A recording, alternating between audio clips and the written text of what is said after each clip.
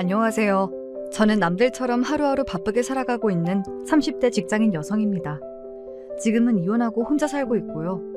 사실 요새 이혼이 하도 흔한 세상이다 보니 남들한테는 그리 특별할 일이 아닐지도 모르겠으나 그래도 제 인생에 있어서는 워낙 중대사였다 보니 이혼하는 일련의 과정이 아마 제 일생에서 가장 시끄러운 시기가 아니었나 싶습니다. 알게 모르게 감정적으로도 에너지 소모가 컸고요. 이 채널은 그런 정신이 어지러웠던 시기에 저와 비슷한 처지를 겪으신 여러분들의 사연을 접하게 되며 알게 되었어요. 저뿐만 아니라 각자의 사정을 안고 사시는 분들이 참 많으셔서 사연을 들으며 마음의 위안을 많이 받았습니다. 사실 이혼이라는 게 어지간히 지저분한 꼴을 당하지 않는 이상 결심하기가 쉬운 일이 아니잖아요.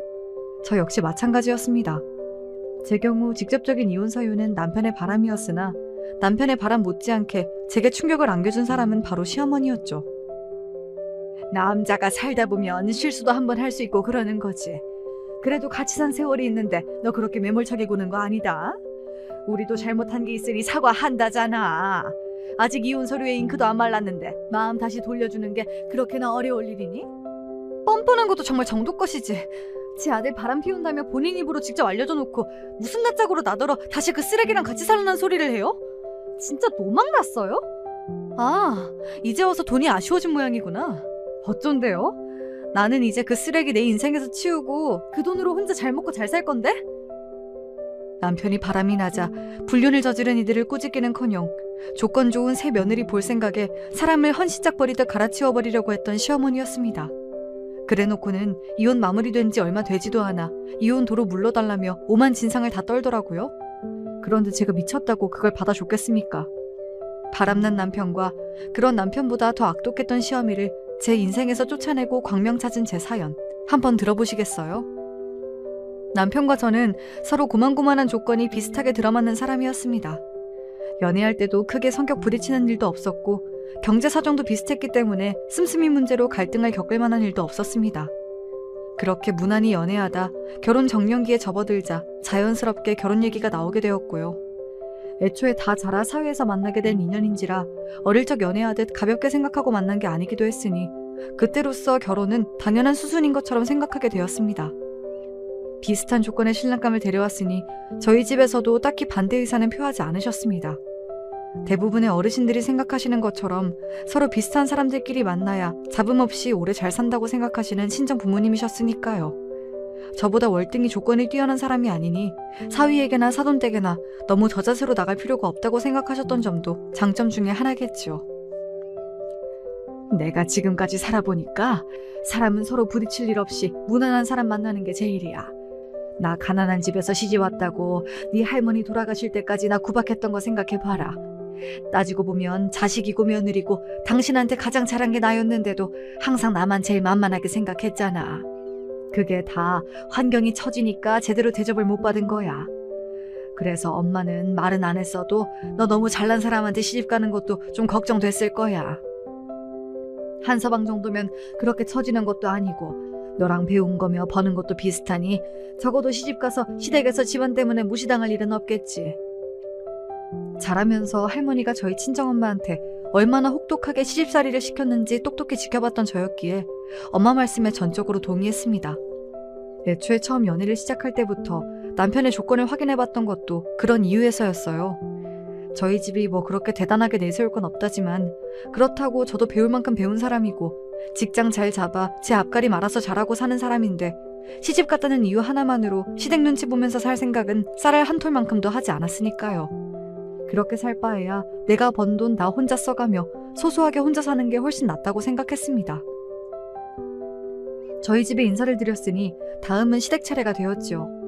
저희 집은 부모님 두 분에 아직 결혼 안 한 남동생 하나가 식구의 전부라서 비교적 단촐한 자리였는데 남편도 형제는 남동생 하나뿐이지만 남동생이 결혼을 일찍 한 탓에 식구가 제법 되었습니다. 당시 남편의 남동생, 그러니까 시동생이 아직 30도 채 되지 않았는데 벌써 아이가 둘이었어요. 게다가 손아래 동서가 될 사람은 임신 중이었습니다. 벌써 셋째를 임신하고 있음에도 동서 얼굴에 어린 티가 나더라고요. 하여튼 요새 보기 드문 다둥이 가정이었죠. 처음 인사를 드리는 자리인데 사내 아이 둘이 이리 뛰고 저리 뛰고 정신이 하나도 없었습니다. 어지간하면 모든 가족분들에게 인사를 드리는 게 맞긴 한데 그래도 시댁에 첫인사 오는 자리에 시 조카들까지 몽땅 데리고 올 줄은 몰랐던 탓에 솔직히 좀 당황스러웠어요. 게다가 더 신경이 쓰이는 건 따로 있었습니다. 얘, 정신없다. 애들 좀 잘 챙기지 않고 뭐하고 있어? 예, 어머니. 아직 만삭은 아니었다고 해도 누가 봐도 임산부임을 알 수 있을 정도로 배가 부른 동서임에도 불구하고 주방에서 음식을 준비하다 동서가 불이 나게 달려나왔습니다. 거실에 시동생이 떡하니 앉아있는데 가만히 있는 애아빠한테는 아무 말도 안 하면서 임신한 며느리를 불러다 애보라고 시키는 거 좀 아니지 않나요? 솔직히 거기서부터 시어머니 인성이 확 보이더라고요. 솔직히 그게 남보기 좋은 꼴은 아니잖아요. 그리고 그런 생각이 저만 든 건 아니었는지 시아버지가 시어머니에게 눈치를 주었습니다. 시동생도 제 눈치를 슬쩍 보고는 엉덩이를 일으키더라고요. 결국 동서를 주방으로 들여보내고 시동생이 아이들을 방으로 데리고 들어갔습니다만 그것만으로도 평소 집안 분위기는 충분히 엿볼 수 있었어요. 무거운 몸으로 구슬땀을 흘리며 음식을 준비했을 동서에게는 미안한 말이지만 솔직히 그날 음식이 입으로 들어가는지 코로 들어가는지 모르겠더라고요. 고생하는 동서의 모습이 내 결혼 생활의 예고편을 보는 것은 아닐지 어떻게 걱정이 되지 않을 수가 있었겠어요. 본인 본가에서 나와서 내도록 표정이 굳어있는 저를 보고 남편이 제 눈치를 슬슬 살피더니 입을 떼었습니다. 자기, 아까 우리 엄마가 재수 씨한테 한 말 때문에 그래? 우리 엄마가 평소에 그런 사람이 아닌데 새 사람 들어오는 워낙 중요한 날이기도 해서 좀 예민하셨나 봐. 평소에 안 그러기는 무슨. 평소에 그러던 사람이라도 새 사람 만나는 자리에서는 자제할 텐데 자연스럽게 그런 행동이 나오는 걸 보면 절대 남편 말이 사실일 리 없었어요. 입을 꾹 다물고 생각을 정리 중이던 제가 드디어 입을 열었습니다. 나 시간이 좀 필요할 것 같아. 솔직히 나는 당신이랑 결혼하면 비슷한 사람끼리 같이 사는 거니 당연히 양가에서 우리 대하시는 것도 비슷할 거라고 생각했는데 오늘 보니 그럴 것 같지가 않아. 그리고 나는 나한테 동서한테 하듯이 대하면 절대로 참고 살 생각이 없어. 솔직히 오늘 어머님이 너무하셨던 건 맞잖아? 아직 어린 티도 못 벗은 동서가 배불러서 주방에 서 있는 거 보고 내가 얼마나 민망했는 줄 알아? 제 반응이 예상보다도 더 심각하자 남편도 펄쩍 뛰며 어떻게든 해명해보겠다고 용을 썼습니다. 절대 그럴 일 없어. 재수 씨는 그러니까 엄마 보기에 당신 눈에 너무 안 차는 며느리라서 더 그러시는 거야. 태훈이 제대하고 복학한 지 얼마 안 돼서 갓 고등학교 졸업한 재수 씨가 임신하는 바람에 어쩔 수 없이 결혼시킨 거거든. 사실 재수 씨 친정 환경이 그렇게 좋은 편이 아니야. 엄마 입장에서는 처가 형편도 안 좋은데 대학도 안 나온 아무것도 모르는 어린 여자애가 덜컥 임신을 해서 울며 겨자 먹기로 귀한 아들 보낸 건데 아무래도 재수 씨가 곱게 보이긴 어렵지 않겠어? 그래서 답지 않게 더 저러시는 거야. 당신이야 나랑 학벌도 비슷하고 회사 수준도 비슷하고 장인어른 장모님 모두 건재하신데 엄마 눈에 안 찰 게 뭐가 있겠어. 엄마도 당신 마음에 든다고 하셨어. 그러니까 그런 걱정은 전혀 할 필요 없어. 그러니까 자기 기준에 미달인 사람한테는 제멋대로 함부로 굴고 업신여기는 사람이라는 건 변함없었습니다. 넌 그런 사람이 아니니 걱정할 것 없다고 말하는 남편은 뭐가 문제인지도 모르는 게 틀림없었어요. 아무리 마음에 안 차는 사람이라도 한번 결혼 허락하고 가족이 되었으면 어찌되었든 잘 지내보려고 노력을 하는 게 맞는 거 아닙니까? 그런데 셋째를 임신할 때까지 마음의 앙금을 풀지 못하고 저리 못나게 구는 시어머니 자리가 영 마뜩치 않았어요. 제가 지금은 남편과 조건이 비슷하다지만 사람이 살다 보면 무슨 일을 겪게 될지 모르는데 그러다 저한테 안 좋은 일이라도 생기면 저한테도 저런 식으로 굴지는 않을까 의심스러웠죠. 하지만 남편이 행여나 제 마음에 걸리는 일이 생기더라도 자기가 중간에서 철통 방어하겠다며 다짐에 다짐을 거듭하는 바람에 안이하게도 그만 넘어가 버리고 말았어요. 시댁에 인사를 다녀오고 나서 제가 하는 말에 친정어머니 표정이 당연히 좋지 못했습니다. 고만고만한 신랑감 만나 딸내미가 무난하게 살 수 있겠다며 안심한 게 얼마 되지도 않았는데 시어머니 자리가 저리 고약하다고 하니 어찌 걱정이 안 되실 수가 있었겠습니까? 너 혹시나 너한테 말도 안 되는 걸로 트집 잡고 네 동서에게 하듯 너 잡으려고 들면 절대로 그거 받아주지 말고 그 길로 짐 싸서 친정으로 들어와. 나 시집살이 하던 시절도 아니고 요새 그런 거 참고 사는 며느리들 없어. 내가 너를 어떻게 키웠는데 겨우 시무한테 구박이나 받게 만들려고 그 고생한 거 아니니까 엄마 말 들어. 엄마는 걱정되는 마음에 하신 말씀이었겠지만 오히려 저는 저렇게나 엄마가 단호하게 제 편을 들어주시는 말씀을 해주시니 갑자기 걱정이 사라지는 것 같았어요. 그래요.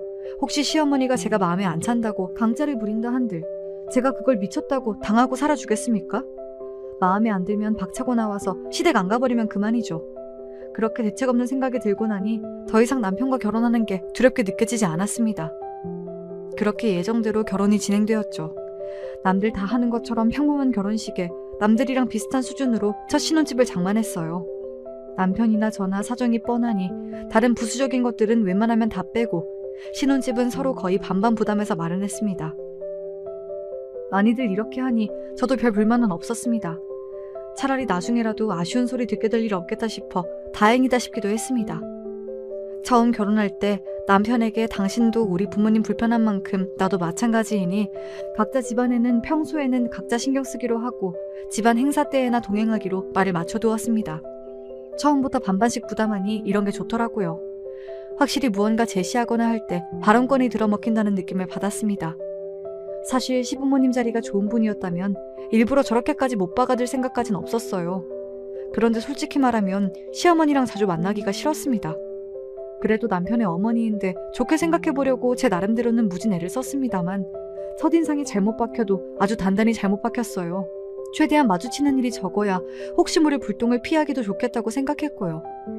결혼하고 얼마간은 남편과의 약속이 제법 잘 지켜지는 것 같더니 결혼한 지 3개월이 넘어가기 시작하자 시어머니가 슬슬 저한테 전화가 잦아지기 시작했습니다. 너 그래도 결혼한 지가 언제인데 우리 집에 너무 안 오는 거 아니니? 왜요, 어머니? 집에 무슨 일 있으세요? 이제 가족이 됐는데 꼭 무슨 일이 있어야만 너를 부르니? 네가 아직 뭘 몰라 그러는데 시집 왔으면 시댁의 얼굴도 자주 비추고 같이 밥도 먹고 그래야 서로 빨리 익숙해지고 우리 집안에 녹아들 수 있는 거야. 시댁에 익숙해지고 녹아들 생각이라고는 손톱만큼도 없었던 저였습니다. 그리고 그 같이 먹을 밥은 또 누구 시키시려고요? 굳이 저를 시키지 않는다고 하더라도 이제 만삭이 될 동서 부려먹을 시어머니를 떠올리면 동서를 위해서라도 그런 자리는 만들고 싶지 않았습니다. 그래서 말했죠. 어머니, 저 직장 다니는 사람이에요. 제가 집에서 아무것도 안 하고 있으면 또 모르겠는데 솔직히 업무 시간에 자꾸 연락하시는 것도 업무에 지장이 많습니다. 지훈 씨에게 들어보니 그 사람 근무 시간에는 일절 연락 안 하신다면서요? 그럼 저한테도 그 정도 배려는 당연히 해주셔야죠. 똑같이 사회생활하는 사람들인데 이렇게 대우가 다르시면 솔직히 제 입장에서는 어머니가 저 며느리라고 아들하고는 달리 대우한다고 생각할 수밖에 없어요. 요즘 프로젝트 진행 중이라 계속 야근 중이라서 식사하러 가긴 어려울 것 같아요. 그러면 다른 요건 더 없으시면 이만 들어가 보겠습니다. 그렇게 통화를 마무리했습니다. 다소 매몰차게 들릴 순 있으나 한번 여지를 줬다가는 끝도 없을 것 같아 일부러 더 딱딱하게 얘기한 것도 있어요. 그리고 솔직히 열받지 않나요? 자기 아들 일할 땐 연락 안 하면서 저한테는 배려 없이 구는 건 말이에요. 하는 행동 하나하나가 저러니 정을 붙이려야 붙이기가 어려웠습니다. 시어머니에게 정이 가지 않는 만큼 반대로 동서한테는 측은지심이 많이 들었습니다. 아무래도 첫날의 잔상이 워낙 강하게 남아있기도 했고 시어머니한테 그 구박을 받으면서도 말대꾸 한 번 안 하고 그 무거운 몸을 이끌고 온갖 일을 묵묵히 하는 모습이 짠하지 않을 수가 없었거든요. 사실 시댁에는 잘 안 가도 동선에는 한 번씩 들러서 만난 것도 사다 주고 함께 담소도 여러 번 나눴습니다. 시동생이 무역회사 직원이라 거래처 근무 시간을 맞춘다고 밤 야근이 잦았거든요. 시어머니에게 영 정이 안 붙는 것도 좀 괜찮아질까 싶어지면 동서 입에서 쏟아지는 그간의 시어머니의 만행 탓에 도루묵이 되었습니다. 동서, 도대체 그동안 어떻게 참고 살았대? 나 같으면 뒤집어 엎어도 몇 번은 뒤집어 엎었을 텐데 우리 동서 보살이야 진짜. 제가 가진 거 없이 그 사람한테 시집 온 건 사실이니까요. 저 첫째 가졌을 때 아이 지우라고 할까봐 진짜 무서웠거든요. 그런데 결혼시킨 것만 해도 어디예요. 그저 우리 애들 보고 참고 사는 거죠. 아무리 그래도 그렇지. 너보다 조건 좋은 애들 많았는데 내조 제대로 안 하면 갈아치우겠다니 그게 사람이 돼서 할 소리야? 제 손자를 셋이나 낳아줬는데 고마워하지 못할 망정. 그래도 형님한테 털어놓으니까 속이 시원해요. 남편한테는 제 얼굴에 침 뱉기 같아 못하겠고 그렇다고 저희 엄마가 저한테 그렇게 애정이 있으신 편도 아니고 그래서 형님이 부러워요. 항상 당당하게 주눅들지 않고 할 말 다 하시잖아요. 저는 어머니한테 그렇게 말할 수 있으리라고는 생각도 못 해봤어요. 그러니 지금까지 그리 당하고 살았겠죠. 그리고 저 며느리 갈아치우겠다는 말은 진짜 선을 넘어도 세게 넘은 거 아닙니까? 누가 들으면 무슨 후궁 간택하는 데뷔마마라도 되는 줄 알겠어요. 그게 꼭 동서만 해당되는 말이겠어요? 제 성에 안 차는 날이 오게 되면 저라고 다르지 않을 거라고 생각하니 더더욱 시어머니에게 정이 떨어졌습니다. 시아버지 생신을 맞이해서 온 시댁 식구들이 오랜만에 시댁에 한데 모였습니다. 이제 정말 예정일이 얼마 남지 않은 동서가 또 시어머니 부름에 일찍부터 고생하고 있을까봐 일부러 동선이랑 같이 시댁으로 갔습니다. 아니나 다를까 일찍 와서 돕지 않았다며 시어머니 눈초리가 곱지 않았습니다. 남의 손자도 아니고 제 손자 가진 며느리한테 어쩌면 사람이 저럴까 싶어 고개가 절로 저어졌습니다.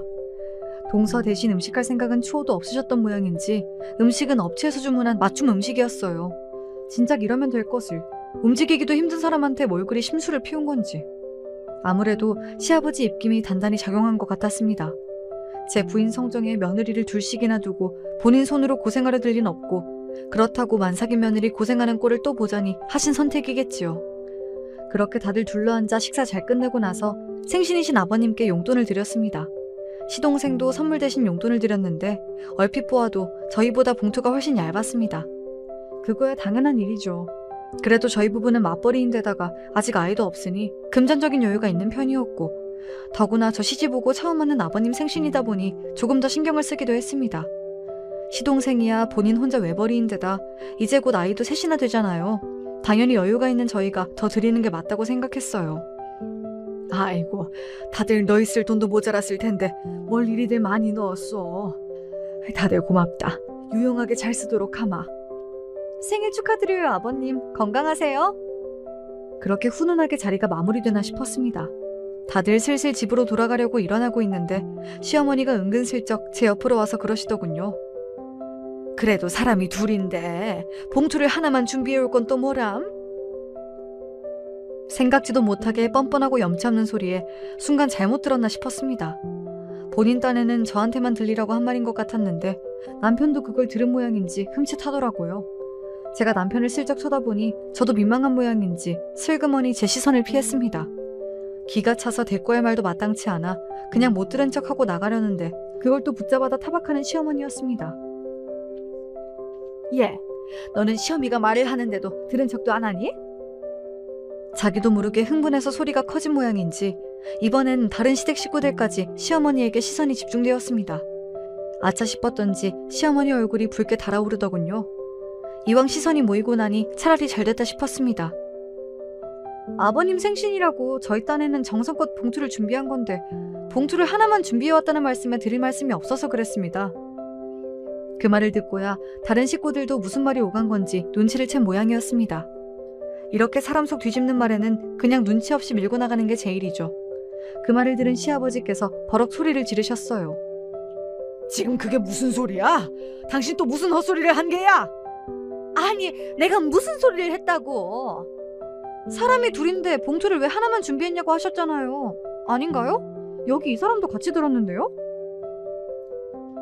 남일이라도 된다는 듯이 슬쩍 빠져있던 남편까지 끌어들이자 시어머니가 더는 발뺌도 못하고 얼굴이 불그락 푸르락 달아올랐습니다.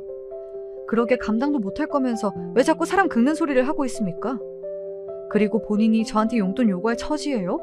결혼하면서도 뭐 하나 도와주신 것 없으시면서? 반반 결혼하면서 양가 부모님께 손 안 벌리고 아쉬운 소리 듣지 말자고 생각해왔던 저입니다.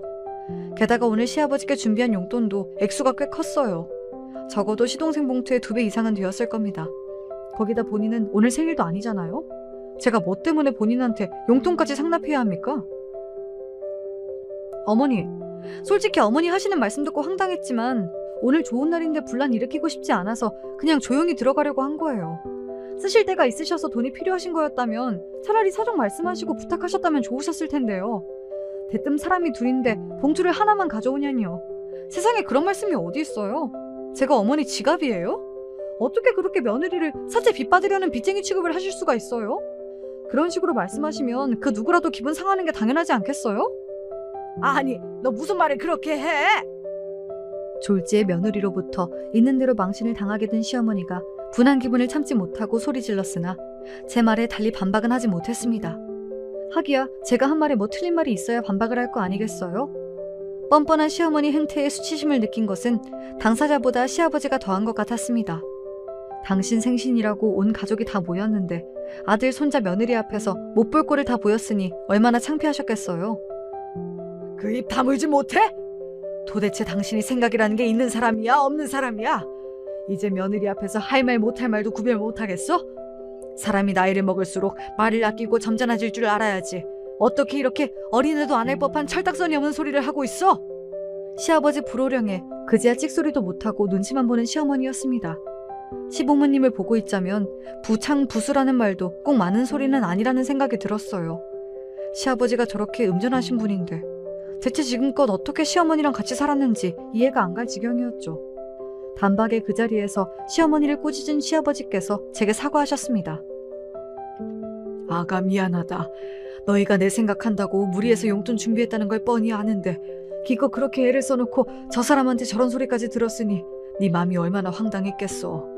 저 사람한테는 내가 알아듣도록 단단히 얘기를 해둘 테니 나를 봐서라도 부디 너무 마음 상해하진 않았으면 좋겠구나. 마음 같아서는 시어머니한테 이보다 더한 망신을 주고 싶었으나 당신 생신에 이렇게 언성을 높이게 됐는데 제게 정중히 사과까지 하시는 시아버지 맘을 더 이상 무겁게 만들고 싶진 않았습니다. 그래서 저는 신경 쓰지 마시라 전하고는 집으로 돌아왔습니다. 집으로 돌아와서는 남편에게 참았던 부하를 터뜨렸습니다. 당신, 아까도 어머니 하시는 말 뻔히 다 들어놓고 어떻게 그렇게 남일이라는 듯이 혼자 쏙 빠져 있을 수가 있어? 이게 당신이랑은 아무 상관도 없는 일이야? 그동안 당신 어머니 나 괴롭히는 거 당신 모르지 않았잖아. 그러면서도 끼어들긴 귀찮으니까 내내 모른 척한 거 내가 모를 줄 알아? 내가 왜 당신 어머니 때문에 이런 할 필요도 없는 스트레스를 받아야 하는데? 당신 내가 처음에 결혼 다시 생각해보자고 했을 때 뭐라고 그랬어? 나는 당신 어머니 트집 잡힐 구석 없으니 결혼해서 불편할 일 없을 거라며. 지금 이게 불편할 일이 없는 거야? 불편 정도가 아니라 나 요새 당신 어머니한테 전화만 와도 두통이 와. 이게 지금 정상이라고 생각해? 아니, 나는 괜히 나까지 끼어들면 일만 더 커질까 싶어서. 지금 그 말 같지도 않은 소리를 변명이라고 하고 있어? 당신 속 빤히 보이는데 끝까지 그렇게 미꾸라지처럼 빠져나갈 속셈이야? 진짜 나 당신 본가랑 인연 싹 끊고 싹 수 없는 며느리 노릇하는 꼴 보고 싶지 않으면 앞으로 처신 똑바로 해. 그러고는 안방문을 쾅 닫고 들어와 버렸습니다. 바로 지금 같은 상황이 제가 결혼하면서 가장 우려했던 상황이었어요. 시자 붙은 존재라는 건 참 대단한 존재라서 제 조건이나 환경보다 더 나을 것도 없으면서 시자 유세를 부리는 거더라고요. 그럴 거면 제가 뭐하러 저보다 나을 것 없는 저 사람하고 결혼을 했겠습니까?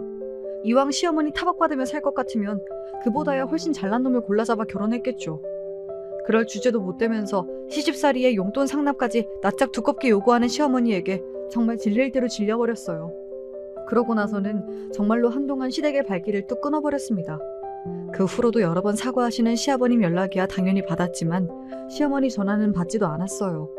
그 성정에 이제 와서 저한테 사과하려고 연락한 건 당연히 아닐 거고 그날 자기 망신당한 게 분해서 저한테 화풀이라도 할 요량이었겠죠.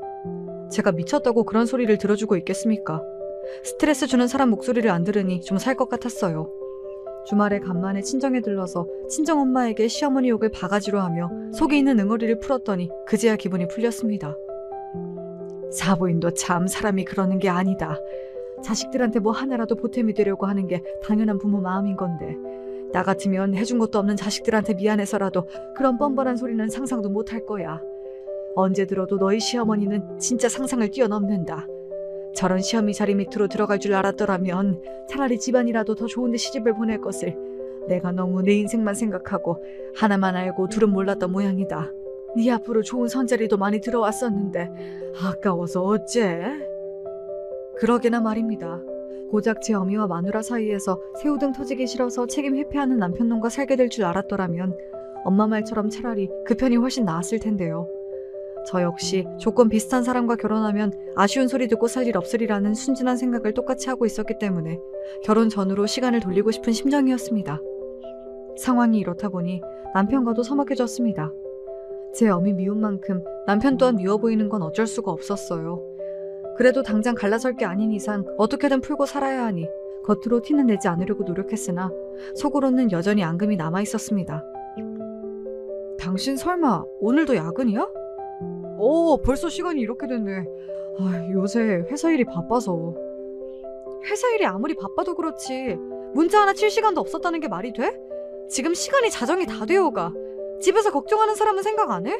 일부러 내 피 말리려고 작정하고 이러는 거야? 당신 그렇게 당신 멋대로 살 것 같았으면 그냥 쭉 총각으로 살지 뭐 한다고 결혼하자고 나는 꼬셔서 이 고생을 시키니? 어? 그 무렵에는 남편도 회사 일이 바쁘니 야근이 잦니 온갖 핑계를 대며 슬슬 외박이 잦아지고 있었습니다. 속으로야 어떤 생각을 하고 있든지 간에 겉으로야 결혼한 사람으로서의 의무를 충실히 이행하고 있던 저로서는 괘씸하기 짝이 없는 일이었습니다. 불만이 있으면 차라리 들어와서 저를 딱 대면하고 풀든가. 하여간 한결같이 회피적인 성격이 결혼 생활 끝까지 제 속을 있는 대로 뒤집어 놓았죠. 하루 걸러 하루 겨우 집으로 들어오는 남편과 그간 연락을 받지 않던 시어머니를 동시에 다시 본 건 동서가 출산한 이후였습니다.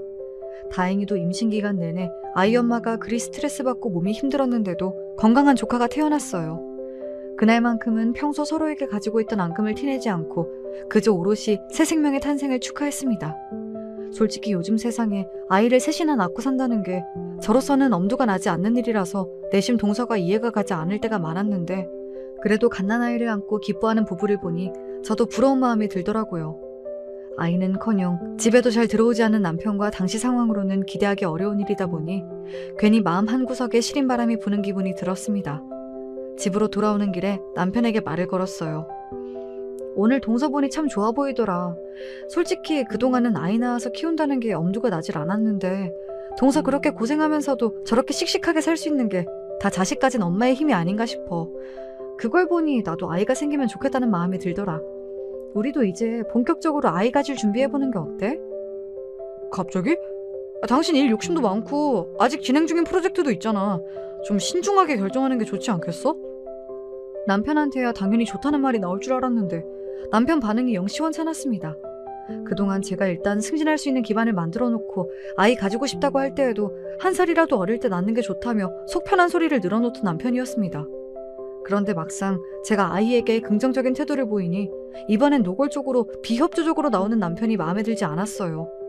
이쯤 되니 그냥 내가 하고자 하는 일에는 어깃장부터 놓는 게 습관이 된 게 아닌가 의심스러울 지경이었습니다. 아이는 나보다 당신이 더 욕심부렸잖아. 왜 생각이 바뀐 건데? 아니, 생각이 바뀌었다기보다는 좀 신중하게 접근할 필요가 있다 이거지. 이건 제 딴에는 화해의 제스처기도 했습니다. 부부가 사랑만으로 살 수 있다면 참 좋겠지만 현실이 그렇지만은 않잖아요. 부부 사이에 아이가 있고 없고가 부부 결속력이 얼마나 차이가 있는지는 아직 아이가 없는 저도 실감하고 있었습니다. 저희 사이에 아이라도 있으면 남편도 가장으로서의 책임감과 소속감을 더 강하게 갖지 않을까 하는 기대도 있었고요. 그런데 제 모든 기대는 남편의 저 김 빠지는 말 한마디로 와르르 무너져버렸어요. 그래, 애 가지면 내 몸만 힘들고 내 커리어만 망가지는데 뭐. 굳이 당신이 반기지도 않는 아이 혼자 만들 수도 없고. 서운한 티를 내는 제 말에도 남편이 별 대꾸가 없었습니다. 문득 저 인간이 이제 나한테 완전히 마음이 뜬 건 아닌가 하는 생각이 들어 섬뜩해졌습니다. 괜히 말 한마디 더 댔다가는 기분만 더 상할 것 같아서 그렇게 어영부영 아이 이야기는 쏙 들어가게 됐어요. 뭐 하나 제가 원하는 대로 돌아가지 않는 결혼 생활에 삶의 의욕이 뚝뚝 떨어지는 기분으로 지내던 와중에 오랜만에 시어머니로부터 연락이 왔습니다.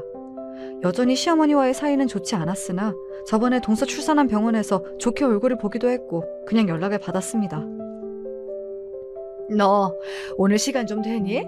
내가 기니 할 말이 있는데 전화로 할 만한 소리는 아니고 얼굴을 좀 봤으면 싶은데. 또 무슨 속 뒤집는 이야기를 하려고 일어나 싶었으나 평소와는 다르게 용건만 간단히 하는 시어머니의 태도가 이상해서 일단 약속을 잡았습니다. 약속 장소가 시댁이 아니라는 것도 좀 이상했어요. 다른 가족들 들으면 안 될 만한 소리를 하려는 건가 생각하며 약속 장소인 제 회사 근처 커피숍으로 들어갔습니다. 항상 약속 시간에 당연하게 늦게 나오던 시어머니가 웬일로 저보다 먼저 와서 앉아 계시더라고요. 참 여러모로 오늘 답지 않다는 생각을 하며 그 앞에 앉았습니다. 무슨 일로 이렇게 밖에서 보자고 하셨어요? 제 말에 대답도 않고 제 얼굴을 빤히 쳐다보는 시어머니 표정이 의기양양했어요. 고개를 바짝 쳐들고 저를 내려보는 게 고소해 보이기까지 하더라고요. 그 꼴을 보니 슬슬 불안감이 피어오르기 시작했습니다. 너, 네 남편 만나는 여자 있다는 건 알고 있니? 그 말에 제 얼굴이 확 굳어버렸습니다. 네, 솔직히 남편에게 여자가 있을 가능성을 아예 생각해보지 않은 건 아니었습니다. 최근 남편 태도가 수상쩍은 부분이 한두 가지가 아니지 않았습니까? 잦은 야근에 연락도 잘 안 되고 그렇게 아이 타령하던 남자가 먼저 아이 갖자는 말에도 미적지근한 태도를 보이는데 그런 의심을 안 하는 게 눈치가 없는 걸 테니까요. 하지만 그걸 시어머니 입을 통해 확인받게 되리라고는 정말이지 상상조차 하지 못했어요. 그 사람이 그래요? 자기 여자 있다고? 걔가 대놓고 그런 소리를 하겠니? 다 내가 눈치껏 알아낸 거지. 너는 여자가 돼가지고 그렇게 둔탱이처럼 구니까 남편이 밖으로 나더라도 눈치도 못 채는 거야. 가진 게 많은 것도 아니면서 여자가 사근사근하니 여우 같은 데가 있어야지 원. 제 아들 바람났다는 소리를 하면서 무슨 벼슬이라도 한 것 같은 저 태도는 도대체 뭐란 말입니까? 며느리한테 아들 바람났다고 자랑하듯 말하는 시어미 정신머리도 정상은 아니었으나 도대체 무슨 꿍꿍이로 저한테 저런 막말까지 하면서 막 나오는 건지 이해가 되질 않았어요. 막말로 제가 남편 바람난 것까지 아는 마당에 유책 배우자로 이혼 소송 걸면 전적으로 제게 유리한데 왜 제 아들 불륜 소식을 저한테 갖다 바치는 건지 상식적으로 말이 안 되잖아요. 그래서 저한테 그걸 알려주시는 이유가 뭐예요? 설마 어머님이 저조차고 그런 소리 하실 양반도 아니고 대체 뭐 때문에 이러시는 건데요? 너 내 아들이랑 이혼해라. 네? 황당해서 저도 모르게 되물었어요. 저랑 이혼했다간 재산 분할의 위자료에 당신 아들 무일푼으로 쪽박차게 생겼는데 오히려 이혼을 부추기다뇨? 어차피 마음 떴는데 같이 산다고 뭐가 바뀌겠니? 이렇게 된 거 너도 일찌감치 정리하고 새 인생 사는 게 낫지 않겠어? 이혼 소송이니 뭐니 지저분하게 길게 끌면 너나 지훈이나 정력만 소모하는 일이지. 깔끔하게 합의 이혼만 해주면 내가 위자료 명목으로 5억 원을 준비해 줄 테니 너는 그냥 도장만 찍으면 된다. 돈이라면 눈을 뒤집고 환장하는 양반이 5억 위자료를 해주겠다뇨? 그것도 제가 아무 말도 안 했는데 본인이 자진해서요. 내가 지금 제대로 듣고 있는 건가 싶을 정도였어요. 모르긴 해도 평소 시어머니라면 상상조차 할 수 없는 저런 파격적인 합의 이혼 조건을 내거는 데에는 분명 이유가 있을 거라고 생각했습니다. 당사자인 남편과 얘기도 안 해봤는데 이런 이야기를 하시는 게 너무 이상하네요. 도대체 이유가 뭐예요? 왜 그렇게까지 저희 이혼을 못 시키셔서 안달이신 건데요? 나도 능력 있는 며느리 밑에서 한번 떵떵거리며 살아보고 싶어 그런다. 너 내 아들이 지금 누구 만났는지 알아? 의사야 의사. 너처럼 달에 200 벌면서 있는 유세 없는 유세 다 떠는 그런 수준이랑은 비교도 안 되는 의사 선생님. 아, 이거였군요. 제 아들이랑 비슷한 수준의 저보다 훨씬 뜯어먹을 것 많아 보이는 불륜녀 배경에 시어미 눈깔이 돌아버린 거였습니다. 그러니까 시어머니는 그 불륜녀를 길게 보면 저한테 5억 원 주고 이혼시켜서라도 붙잡고 싶은 황금알 낳는 거위라고 판단한 겁니다. 분한 마음에 이가 뿌듯 갈렸지만 이 꼴까지 당하고 앉았는데 뽑아낼 수 있는 정보는 모조리 뽑아내야겠다고 마음먹었습니다. 말이 되는 소리를 하세요, 어머님. 착각이겠죠. 의사가 미쳤다고 뭐가 아쉬워서 어머님 아들 같은 남자를 만난대요? 좋은 혼처가 사방에 널렸을 텐데 그것도 유부남을 뭐가 아쉬워서? 어머님, 뭐 잘못 드셨어요? 뭐야? 내가 걔들한테 비싼 밥까지 얻어먹었어. 착각은 무슨. 우리 동네에서 피부과 하는 재원 중에 재원이야. 나이도 너보다 어린데 걔는 벌써 병원 원장님이라고. 너 그 피부과가 돈을 얼마나 쓸어 담는 줄 알아? 개원한 지 2년도 안 됐는데 벌써 이렇게 잘 됐는데 앞으로 얼마나 더 잘 되겠어. 그러니 괜히 미련하게 내 아들 발목 잡지 말고 더 험한 꼴 보기 전에 갈라서라. 제 도발에 걸렸던 시어머니가 분해서 저도 모르게 상간녀 신상 정보를 술술 불었습니다. 저 정도 정보면 거의 주민등록증을 깐 거나 다름없었어요. 동네 장사라는 게 그렇지 않습니까? 거기까지 듣고 보니 남편의 외도를 더는 부정하기도 힘들었습니다. 그걸 자랑거리라도 되듯 떠벌리는 시어미 면상에 물이라도 들이붓고 싶은 심정이었으나 이 꼴을 당하면서까지 그놈과 같이 살고 싶은 생각은 저도 더는 없었습니다. 하지만 이혼을 하더라도 확실히 할 건 확실하게 해야죠. 제가 어떻게 어머니 말만 믿고 제 인생에 이렇게 중차대한 문제를 이 자리에서 단박에 결정할 수 있겠어요. 게다가 돈 5억이 누구 개 이름도 아니고 막말로 의사 며느리 보겠다고 말로만 하는 소리인지도 모르는데 제가 어머니를 뭘 믿고 이혼 서류에 사인을 해요? 서류에 위자료 5억 지급한다고 확실하게 명시해 놓고 먼저 5억부터 주시면 그때 서류에 사인해 드릴게요. 그러는 너는 뭘 믿고 그 큰 돈을 미리 턱 줘?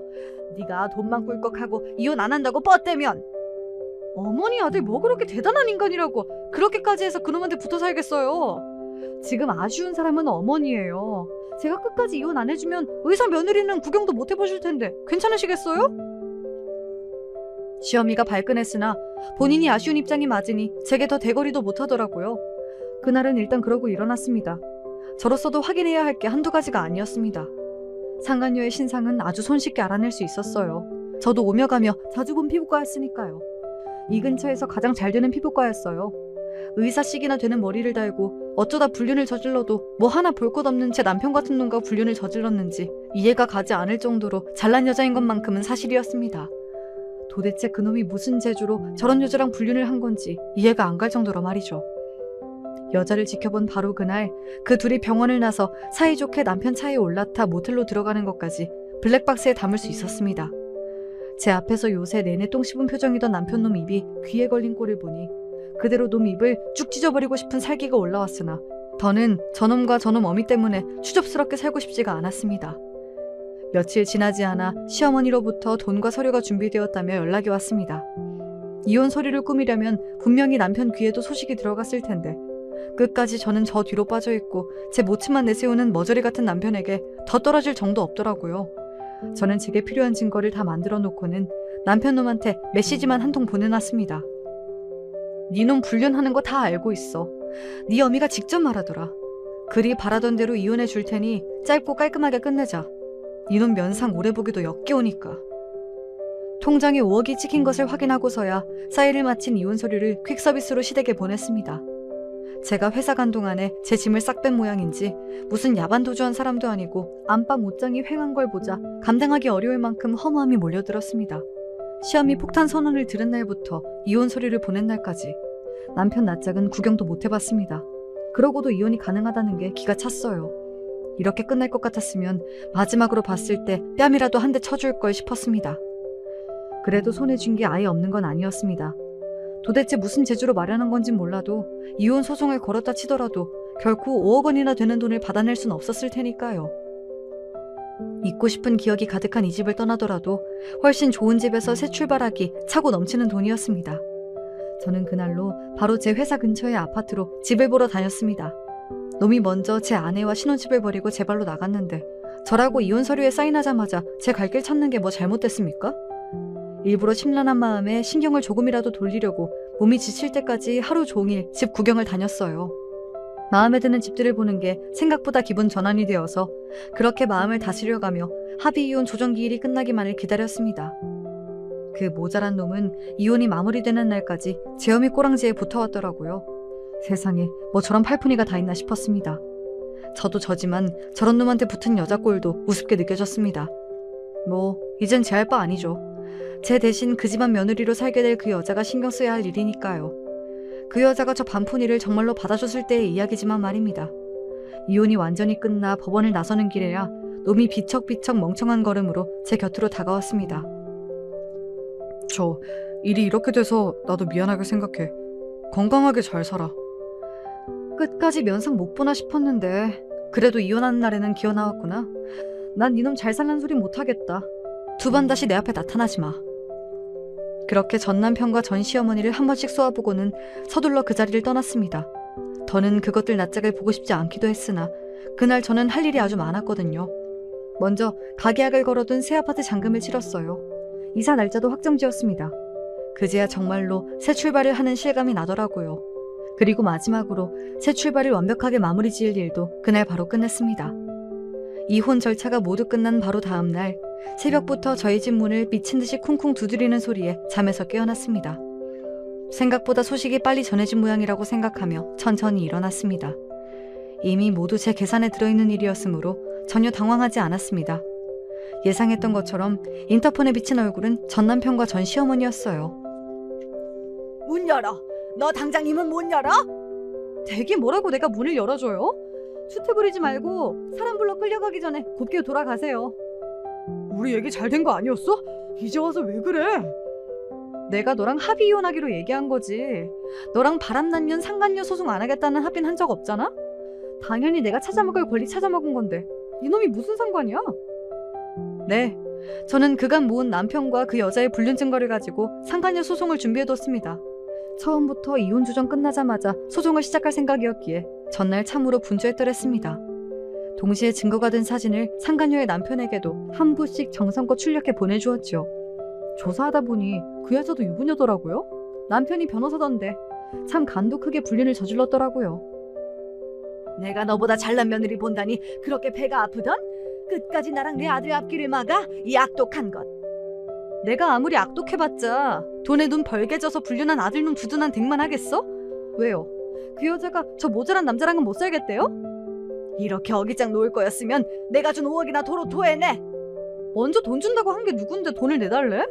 그거 내 돈이에요. 불륜 저지른 놈 온 동네방네 망신 안 주고 곱게 이혼해준 것만으로도 고마워해야 할 판에 내가 미쳤다고 그 돈을 돌려줘? 내가 그 돈 갖고 니들 없는 데서 천년만년 잘 먹고 잘 살 테니 남의 집 앞에서 추대부리지 말고 썩 꺼져. 지들이 지금 전에 생각도 않고 분통을 터뜨리는 모자꼴이 우스웠습니다. 곧바로 경비실에 연락했더니 경호 인력이 올라오더라고요. 나오라고 고래고래 소리를 지르는 전 시어미와 멍청하게 제 어미 뒤에 있던 전 남편 놈이 경호 인력에게 질질 끌려 쫓겨났습니다. 그러고 며칠 있다가 상간녀 남편으로부터 감사 인사를 받았어요. 상간녀 남편은 제가 보낸 증거자료를 보고서야 제 아내의 불륜 사실을 알게 되었다고 합니다. 그날로 바로 이혼 전담팀을 꾸려 상간녀에게 이혼 소송을 걸었고요. 불륜까지 저지른 주제에 이혼 안 하겠다고 상간녀가 길길이 날뛰는 바람에 난리도 아니었다고 합니다. 그쪽에서 증거 보내주지 않으셨더라면 멍청하게 마누라 바람 피운 줄도 모르고 살 뻔했습니다. 다 들켜놓고도 죽어도 이혼 못해준다며 오만추태를 다 부리는데 정남이가 뚝 떨어지더라고요. 지은 죄가 있는데 아주 처절하게 되갚아줄 테니 그건 걱정하지 않으셔도 됩니다. 가뜩이나 잘난 여자라 제가 분풀이 해봤자 성에 찰까 싶었던 차에 제 대신 변호사 남편이 아주 오래도록 상간녀를 괴롭게 만들어줄 테니 저로서도 잘된 일이었습니다. 그러니까 애초부터 그 여자한테 이혼하고 제 전남편과 살 생각 같은 건 코딱지만큼도 없었다는 거겠죠. 하기야 잘나가는 변호사 남편 두고 별 볼 일 없는 남자와 재혼을 왜 하겠어요. 그런 놈을 불륜 상대로 택한 건 미스터리지만요. 그러니까 제 며느리 될 생각조차 없는 여자를 두고 전 시어머니가 김칫국을 제대로 마신 셈입니다. 덕분에 저만 논았죠. 뒤늦게 제 이혼 소식을 알게 되신 시아버지와 동서 충격도 만만치 않았습니다. 돈 5억이 어디서 났나 했더니 시부모님이 노후자금용 투자 목적으로 마련했던 한 채 있던 아파트를 전 시모가 제멋대로 처분한 거였어요. 그걸 알고 격분한 시아버지에게 쫓겨나서 지금은 별거 중이라고 했습니다. 시아버지 입장에서도 속이 쓰리셨겠으나 사실상 두 모자가 저를 내친 거나 다름없기에 제게 미안한 마음에 별다른 말씀도 하지 못하셨습니다. 동서도 남이 된 저를 아쉬워했지만 그간의 두 모자 만행을 모두 전해 듣고는 제 새로운 출발을 응원해 주었습니다. 의사 며느리 뜯어먹으며 호강할 줄 알았던 꿈이 깨지자 저한테 준 5억이 아까워 미칠 지경이었는지 제 새 집까지 쫓아온 전 시어미가 제 아들을 다시 제게 떠넘기려 했으나 씨알도 안 먹힐 일이었죠. 그 돈이 어떤 돈인데 내 돈 갖고 그렇게 호강할 거면 내 아들이라도 다시 받아주던가. 내가 무슨 꼴까지 보고 댁들한테서 탈출했는데 그 지옥을 다시 걸어가. 미쳤어요? 이거 이제 내 돈이야. 난 이 돈으로 새 집에서 잘 먹고 잘 살 테니 댁은 모자란 당신 아들놈이랑 지질이 궁상맞게 살아요. 노후자금 5억을 쏠락 날리고 남편에게 버림받고 제 감정 쓰레기통으로 쓸 며느리도 잃고 애초에 언감생심이었던 의사 며느리까지 날려먹은 전시모 꼴을 보니 통쾌하더라고요. 그렇게 제 구질구질한 결혼 생활은 막을 내렸습니다. 더러운 꼴 적잖이 봤으나 위자료 5억이면 나름대로 성공적인 이혼이었다고 생각해요. 제 정신 괴롭게 만들 인간들도 사라지고 금전적으로도 풍요로워지니 삶의 질이야 당연히 지금이 월등히 낫고요. 지금은 싱글 만세를 외치며 살고 있습니다. 진상 전 시모와 전 남편 제대로 벗겨먹은 제 이혼 이야기는 여기까지예요.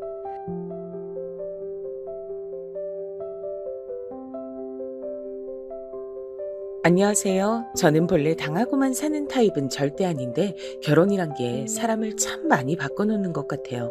영등포구에 살고 있는 30대 후반의 주부로 얼마 안 있음 마흔이 되는데요. 어찌 보면 아직 제 기준엔 어린 나이라고 믿고 싶지만 저는 꽤나 험한 일들을 많이 겪었어요. 속된 말로 죽으면 끝나나 했더니 그것도 아니더라고요. 일단 저는 결혼은 아주 일찍 한 편이랍니다. 아마 시댁 3형제 며느리 중 가장 어린 나이에 들어왔을 거예요. 제 남편은 3남매 중 장남이었고요. 요즘 세상에 이게 다 뭔 문제인가 싶지만 저희 시댁은 아니더라고요. 어머니는 결혼한 지 얼마나 됐다고 초반부터 날썩에 말씀하셨어요. 아니 근데 넌 어떻게 된 게 뭐 하는 애냐? 결혼을 했으면 일찍 애를 낳아야지. 저희 아직 신혼인데요, 어머니. 신혼은 무슨 얼어 죽을. 결혼을 했으면 빨리빨리들 애들 낳고 먹고 살 걱정들을 해야지. 무슨 놈의 신혼이야. 누가 그런 걸 만들었대? 자꾸 이런 분위기로 흘러가니 저도 뭐라 더 말할 수가 없었어요.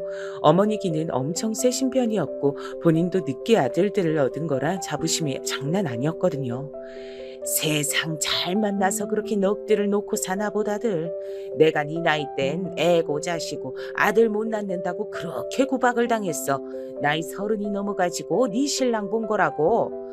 네, 어머니 엄청 고생 많으셨겠네요.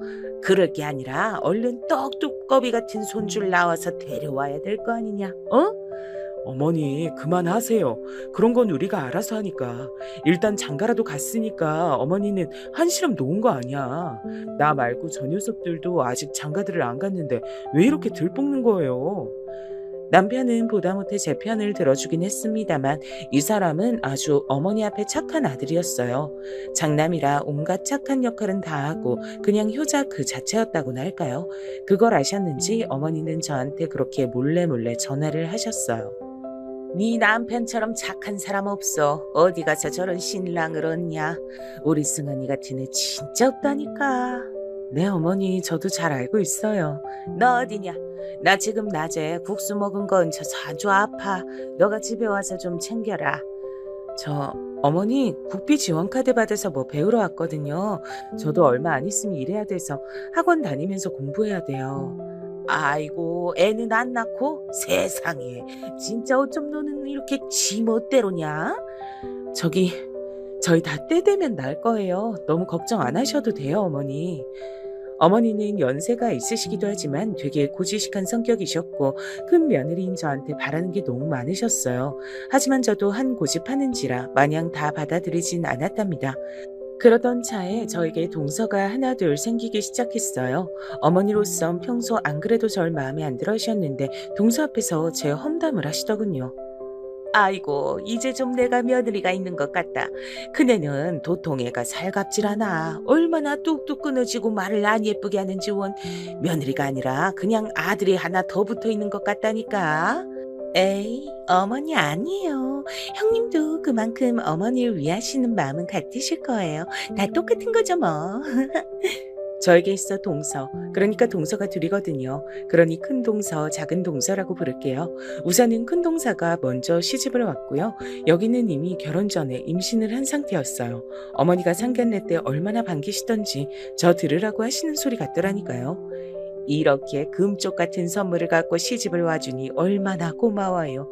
글쎄 내가 우리 큰 며느리는 아기가 한참을 안 생겨서 걱정했잖아. 아참 지금도 애가 없어요. 애가 안 들어선다니까. 저는 이때 얼굴이 너무 시뻘개져서 그냥 모든 치부가 다 공개되어 밖에 내걸린 사람처럼 민망해졌어요. 오히려 큰 동선의 친정 부모님들이 제 눈치를 보고 어쩔 줄 몰라 하시더군요. 그때 큰 동선은 변죽 좋게 분위기를 맞췄고요. 아, 그래도 절 이렇게 이쁘게 맞아주시니 너무 좋아요, 어머니. 전 어머니한테 혼날까봐 인사 오기도 전에도 너무 걱정 많이 했거든요. 저희 엄마도 엉엉 우셨다니까요. 그게 왜 울고 혼날 일이야? 너무너무 잘한 거지. 하여간 우리 새애기 너무너무 잘했어요. 내가 아주 칭찬해. 이렇게 훈훈한 분위기 안에 저만 건조한 표정으로 나물만 질겅질겅 씹고 있었어요. 늘 눈치 보고 우유부단하기 그지없는 남편에게 저는 이 부분들이 힘들다고 말했죠. 솔직하게 어머니한테 말하는 거 어때? 우리 친정에선 이걸 언급하지 않는데 왜 나만 고통받아야 돼? 당신만 고통이 어쩌고 아니라 나도 말하기 괴롭지. 근데 어머니 진짜 들어놓으실지도 몰라. 그럼 당신만 실컷 좋은 아들 역할하기 위해서 난 이렇게 견뎌야 돼? 결혼 4년차까지 애가 안 들어서는 며느리 노릇을 왜 나만 뒤집어 써야 돼? 그게 아니라 나도 당신한테 참 미안해. 근데 어떡하겠어. 내 입장 좀 생각해주라. 막말로 당신은 어리니까 다들 그러려니 하고 기다려주잖아. 어린 게 무슨 상관이야? 당신이랑 나이 차이 4살밖에 더 나? 우리가 무슨 20살씩 차이가 나냐고. 남편은 더 얘기하다 괴로웠는지 말을 못하더라고요. 제가 그나마 참고 사는 건 이 사람이 자기 엄마한테만 효자인 건 아니었고요. 저한테도 마찬가지로 유순하고 착한 남편이긴 했어요. 그러니 가운데 껴서 이런 상황을 보느라 더 마음고생이 심했나 봐요. 그런데요, 저도 제 딴에 노력 많이 했답니다. 여보세요? 동서, 그래, 지금 집에 있어. 나 잠깐 그쪽 지나는 길인데 뭐 좀 주고 가려고. 어머, 형님, 무슨 일이세요? 저 지금 배가 너무 땡겨서 계속 누워 있었어요. 움직이기 힘들어서요. 난 임신 안 해봐서 모르지만 사람들 말로는 많이 고생한다고 하더라. 그래서 좀 편하게 먹을 것들 갖고 왔어. 누룽지탕이랑 김치 좀 갖고 왔는데 한 10분 뒤에 들러도 돼? 어머, 그럼요. 너무 감사해요, 형님. 저는 어머니와 사이는 좋지 않았어도 최대한 제가 할 수 있는 노릇은 다 하고 싶었어요. 그래서 동서도 신경 써주려고 노력했던 거고요. 그러다가 출산일이 다가왔는데 어머니는 절 더 구박하시는 거예요. 그네 네가 좀 도와줘야 되는 거 아니냐? 쟤 애 낳고 한동안 집에 못 온다더라. 지 친정 들어가 있다는데 그럼 난 우리 손주 못 보잖아. 그러지 말고 네가 둘째네 들락날락거리면서 좀 봐줘라. 그럼 나도 수시로 갈 수 있잖아. 그건 동서랑 협의가 되셔야죠, 어머니. 저만 무작정 왔다 갔다 할 순 없어요. 그리고 저도 일 있어서 안 될 것 같아요. 아휴, 넌 언제쯤 내 뜻대로 맞춰주고 살래? 맨날 그렇게 네 멋대로 하고 싶은 거 다 하고 살 거냐? 저는 어머니랑 말을 길게 섞으면 끝엔 결국 화가 나버리니까 꼭 그 자리를 피했답니다. 그러지 않고서 참아낼 수가 없었어요. 그렇게 동서는 출산을 했고 실제로 1년 가까이 친정에 있는 사이 막내 서방님도 드디어 결혼을 하게 됐어요. 어머니로선 연이어 경사가 아닐 수 없었답니다. 아이고, 우리 막둥이도 드디어 장가를 가네. 다들 어쩜 이렇게 이뻐 죽겠냐. 우리 새로 들어온 셋째 며느리도 너무 이쁘다. 내가 아주 복이 많어. 근데 저랑 말이 그나마 통했던 큰 동서가 없는 사이 막내 동서가 들어왔는데 저랑 나이 차이가 조금 있었거든요. 그래서인지 몰라도 엄청 안 맞았어요. 안녕하세요, 형님. 제가 오늘 여기서 해야 될 게 뭘까요? 그야 여기 일단 정리하고 파랑 다듬으면 돼. 이따 큰 동서도 애기 데리고 올 거니까. 칼은 어디 있는데요? 저기 부엌 카부장 열어보면 있을 거야. 금방 찾아올 수 있을 텐데. 잘 안 보이는데요. 어디 있는데요? 형님이 좀 같이 찾아주세요. 이러니 저도 답답하기 짝이 없었고 묘하게 둘이 안 맞는 성격이었어요. 여기도 썩 친절한 성격은 아니어서 어머니한테 은근히 따뜻하게 굴더라고요. 어머니, 저 허리 디스크 있어서 너무 아파요. 저 계속 서 있으면 다리부터 다 마비 오는데 소파에 좀 앉아 쉴게요. 그래. 그럼 일단 거기 앉아 있어라. 젊은 애가 그렇게 약해서 쓰나. 디스크인데요? 저 수술까지 했었어요. 잘 못 걸을 정도인데 조심해야죠. 막내 동서는 이제 막 20대 중반이라지만 그런 것 치고도 하고 싶은 대로 다 말을 하더군요. 이땐 외려 어머니가 좀 불쌍해 보일 뻔했어요. 그런데 출산한 큰 동서가 다시 여기에 합류하고 난 뒤 모든 그림들이 달라지기 시작했답니다. 이상하게 아기를 낳더니 뭔가 많이 바뀐 모양이에요. 어머, 형님, 오랜만이에요. 그동안 잘 지내셨죠? 저 애기 돌 될 때까지 돌보는데 진짜 죽겠어요. 낳기 전으로 돌아가고 싶다니까요. 에이, 마음에도 없는 소리 하지 마. 애기 낳아서 얼마나 좋아. 아니에요. 전 형님이 진짜 부러워요. 저도 애 없이 그냥 남편이랑 나이 들었으면 좋을 텐데. 이런 말을 계속 어머니가 이 부근에 없을 때만 슬쩍 뱉고 빠지는 큰 동서가 좀 얄미웠어요. 그런데 나중에 애가 엄청 울어대는데 갑자기 저를 부르는 거예요. 형님, 애기 한번 안아보고 싶으셨죠? 우리 민우 좀 한번 안아주세요. 제 이미 손 타버려서 어른이 안아줘야만 잠을 자거든요. 한 번만 좀 안아주세요. 제가 여기 정리할게요. 이러는 통에 저도 우물쭈물대며 가서 아기를 안았는데 진짜 보통 일이 아니더라고요. 애가 얼마나 울던지 앞에 엄마를 보고도 낯선 사람 품에 안기니 자지러지는데 동서는 아랑곳 없이 저에게 애를 맡겨놨어요. 그러면서 대단한 일을 했단 어투더군요. 여보, 형님은 아마 애기 엄청 안아보고 싶으셨을 것 같아서 내가 맡긴 거야. 괜히 그런 거 아니고. 저기 형수님 안 힘드세요? 얘가 무게가 꽤 나가네요. 이제 너무 안고 있어서 그런지 팔이 좀 떨어져 나갈 것 같네요. 서방님이 이제 좀 받아주세요. 예, 얼른 주세요. 이봐, 형수님 힘드셨잖아. 참, 저도 이때 듣고 있자니 기분이 묘했어요. 자기가 뭔데 저한테 일일 애기 체험을 시켜주겠다는 건지 왜 애를 덥석 안겨줬던 걸까요? 그날을 기점으로 해서 알게 모르게 큰동서는 미묘한 기싸움을 벌이더라고요. 갑자기 원치도 않은 며느리들 단톡방을 본인이 띡 하고 만든 거예요. 전 이런 자리 정말 불편했는데 말이에요. 형님, 동서, 곧 어머니 생신이니까 우리끼리 의견을 모아야 할 것 같아서요. 사실 저번에 형님이 얘기하시긴 했는데 저 몸이 많이 안 좋아요. 애 낳고 맨날 안고 있어서 손목 나가고 여기저기 아프고. 그래서 말인데 이번에 그냥 밖에 나가서 드시는 게 어때요? 나도 그 마음은 이해가지만 어머니 많이 서운해하실 것 같아. 이번에 막내 동서도 들어왔고 큰 동서도 민우 낳아서 데려왔잖아. 그 모든 걸 다 하고 싶으실 텐데 갑자기 밖으로? 그럼 맘대로 못 있고 쫓기는 기분이라고 싫어하셔. 그럼 어떡하죠? 막내 동서는 어떻게 하고 싶어?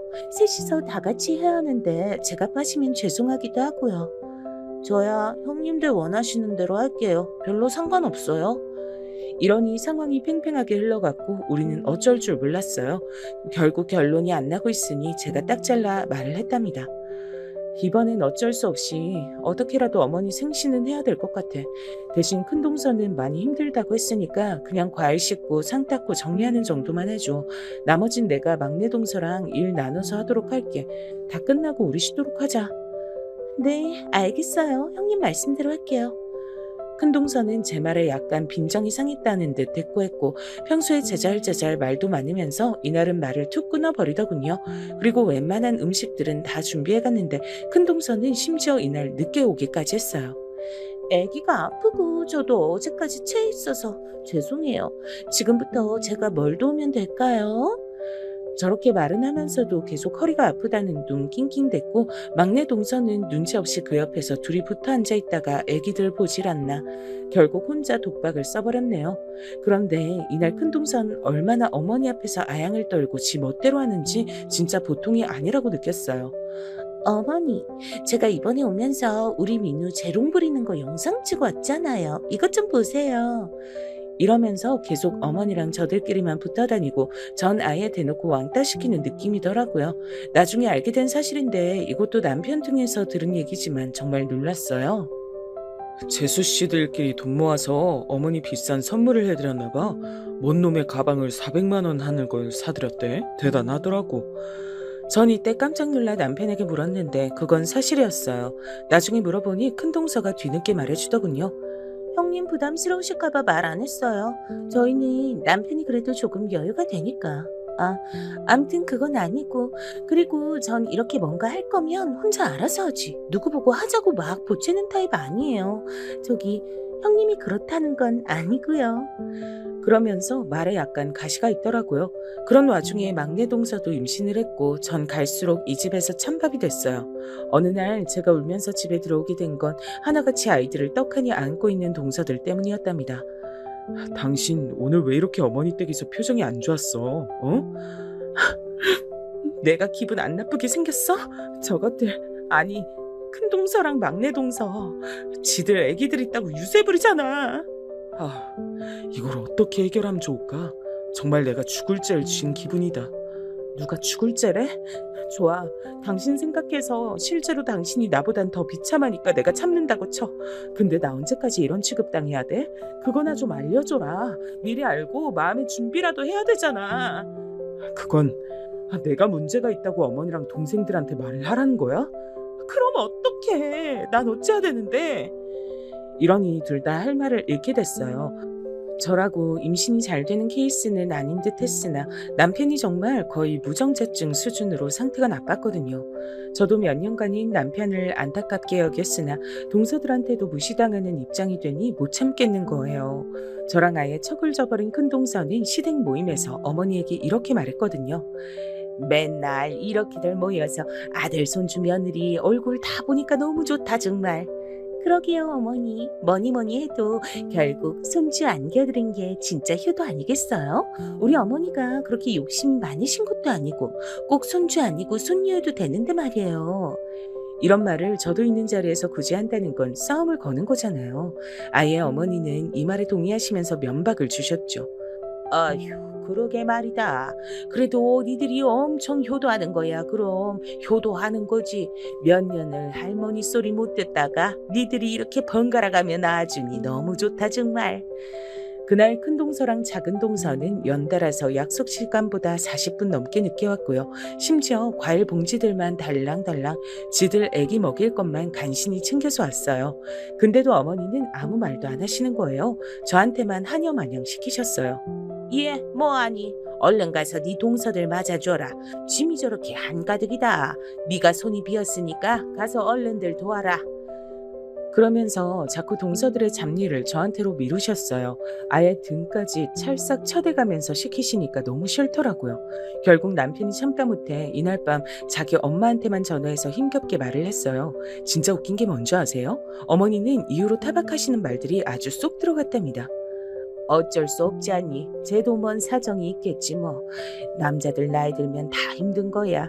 둘째, 셋째 다들 어릴 때 장가들을 갔으니 괜찮지. 막상 본인 아들 문제라고 하니까 완전 감싸고 모른 척 하시더군요. 그러면서도 저한테 전화하셔서 이렇게 말씀하셨어요. 저기 네 남편 몸이 좀 그렇다고 해도 너 절대 눈치 주고 주눅 들게 하면 안 된다.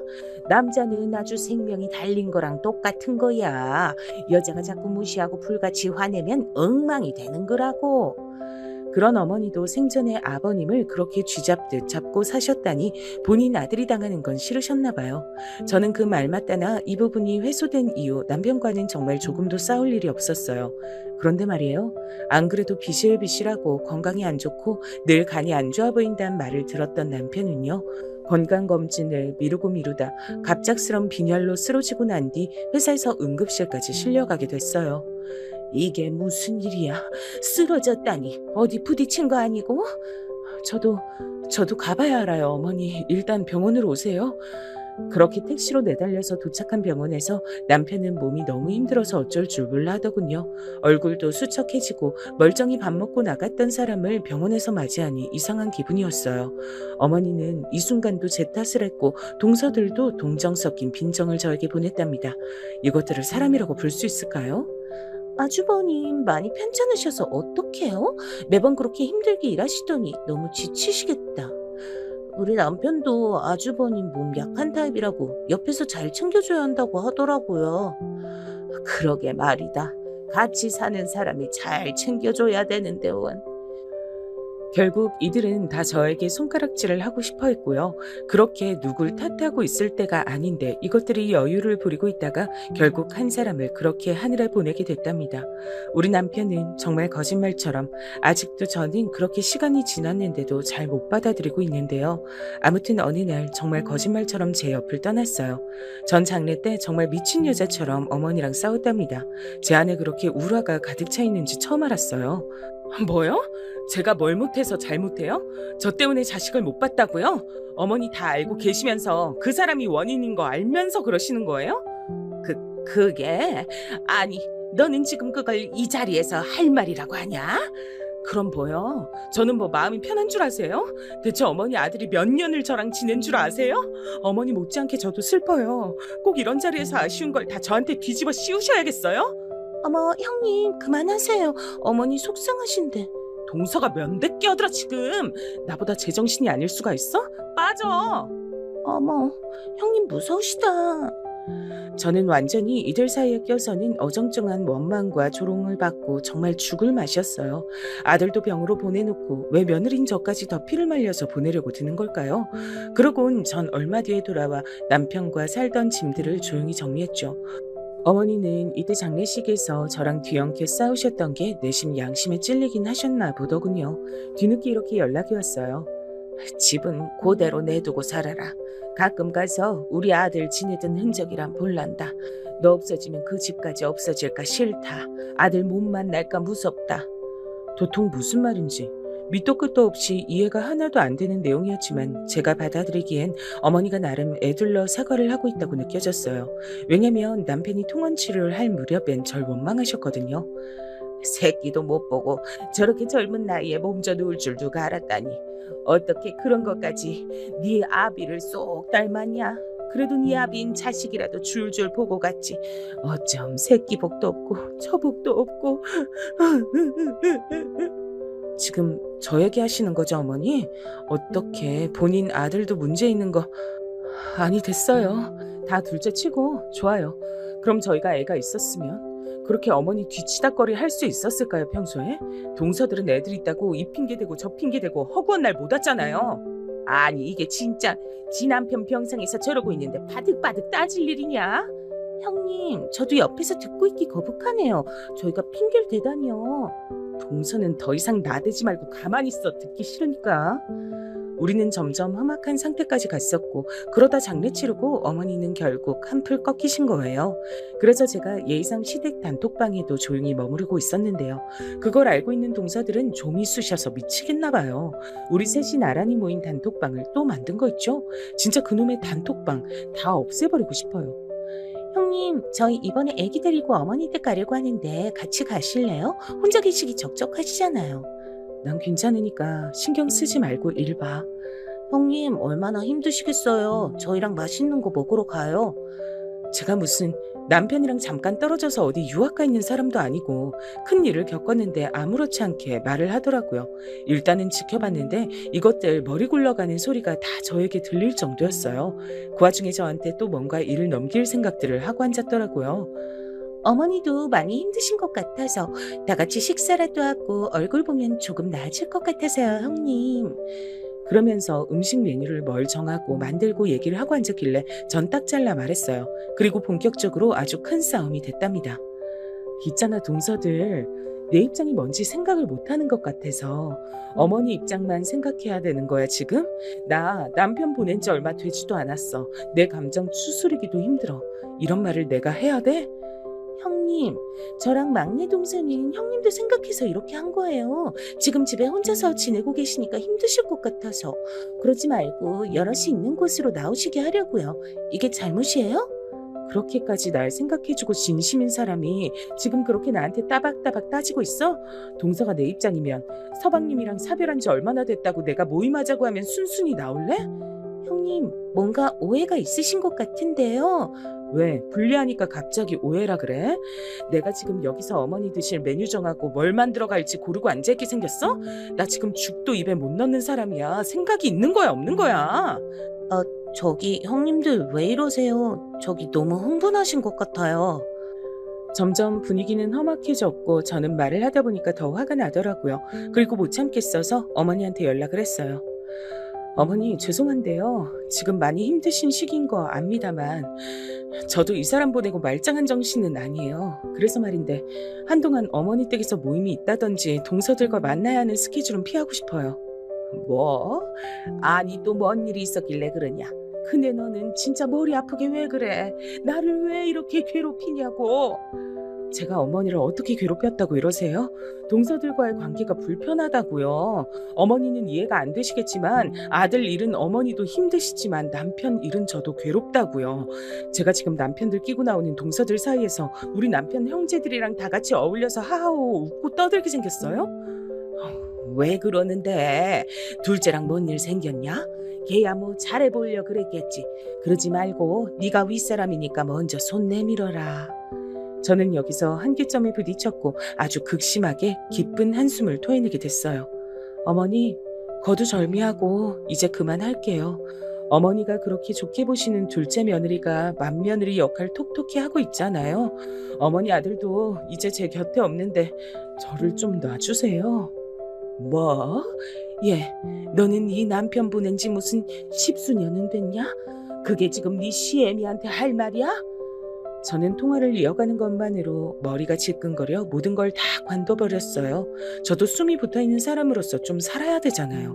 동서들의 농간에 더는 놀아나기 싫어서 그나마 시댁 단톡방에는 붙어 있었어요. 근데 이것들이 진짜 계속 이죽거리면서 어머니 모시고 저만 빼고 다 같이 여행을 갔던 사진들을 정말 3박 4일 내내 시끄럽게 계속 올리더라고요. 저는 이때 고민이 돼서 제 오랜 친구에게 문의를 했고요. 친구는 과감하게 조언을 해줬죠. 네가 잘못했네. 왜 그 방에 아직도 있어? 그냥 나와버려. 내 잘못 맞지? 나도 그렇게 생각해. 남편도 이렇게 먼저 보냈는데 이러고 있으면 안 되지. 시댁 식구들이랑 엮여서 좋을 게 뭐가 있어? 며느리의 큰형님 역할 계속하면서 살 거 아니잖아. 시댁 단톡방뿐 아니라 집도 팔고 정리해서 나와 빨리.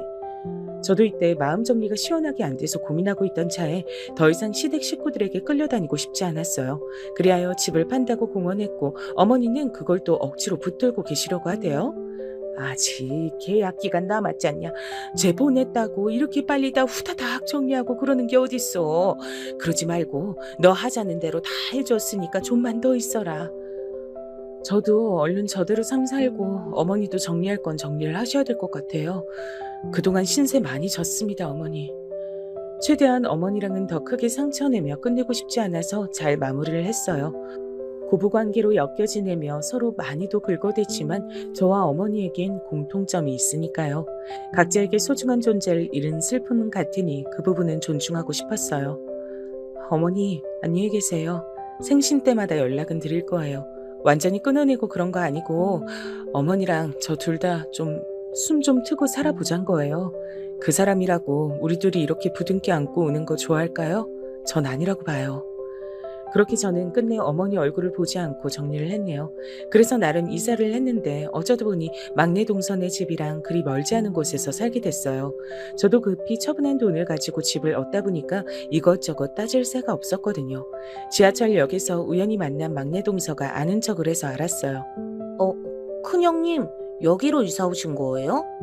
아, 그게 그렇게 됐어. 어디 가는 길인가 봐. 그럼 일 잘 보고 안녕. 전 그렇게 말하고 바삐 움직였고 그건 아마 금방 큰 동서 귀에도 들어갔던 것 같아요. 저는 주변에 여기저기 묻고 또 물어 작게나마 일을 시작하게 됐어요. 원래는 직장을 다녔었지만 그때 감각을 갖고 일해보고 싶더라고요. 그래서 간혹 제가 물건들을 떼가지고 힘들게 버스를 타고 이고지고 내려서 가던 길에 그 근처에 있던 큰 동서와 막내 동서와 마주칠 때가 있었어요. 너무 짜증이 나고 싫었지만 어쩔 수가 없더라고요. 어머, 형님, 동서한테 듣긴 했는데 짐이 이게 다 뭐예요? 뭐 가판에다 놓고 팔기라도 하시게요? 그런데 저는 진짜 이때 의도적으로 대답하지 않고 휙 지나가 버렸어요. 무시가 답이란 생각밖에 안 들었거든요. 이때 거의 한 달 전이 어머니 생신이었는데 그래도 저는 어머니 편에 용돈을 입금해드렸답니다. 그렇게 저보고 잠깐만 들리라는데 절대 가지 않았죠. 근데 사는 곳이 이 부근이다 보니 계속 오며 가며 동서들을 마주치긴 해야겠고 아이러니하게도 저는 다른 면으로 나름의 성공을 갈망하게 됐어요. 그 무렵 지인으로부터 소개를 받아서 저 혼자 하긴 힘들고 약간 동업하는 형태로 일을 하게 됐는데요. 저 이때 정말 살벌한 경험을 했답니다.